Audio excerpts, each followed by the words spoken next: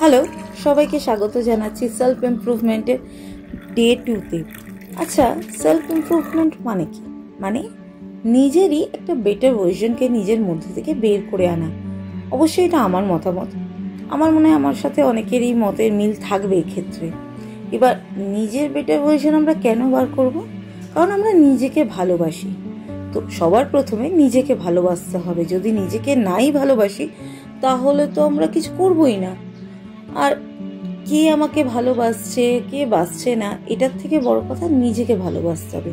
হ্যাঁ, এরকম প্রচুর মানুষ আমাদের আশেপাশে আছেন যারা আমাদের ভালোবাসেন, আমাদের ফ্যামিলি, আমাদের বন্ধু বান্ধব বা আরও অনেকে, কিন্তু আমাদের ভালোবাসে না এরকম মানুষও কিন্তু অনেকে আছে।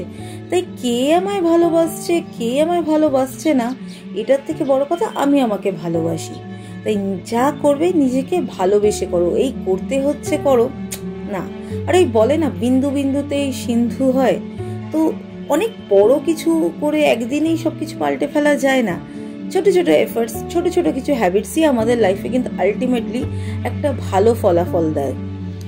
সেটাই হচ্ছে মোট কথা, যে নিজের প্রতি আমাদের যত্নশীল হতে হবে, আমাদের নিজেদেরকে ভালোবাসতে হবে, যাতে আমরা আমাদের ভালোবাসার মানুষজনকেও ভালো রাখতে পারি। কারণ নিজেকে ভালো না বাসলে, নিজেকে ভালো না রাখলে তো অন্য কেউ ভালো রাখতে পারবো না। তো এই ছিল আমার আজকের ব্লগ। কেমন লাগছে জানিও। Thanks for watching. Stay healthy, stay happy, ভালো থেকো। বাই।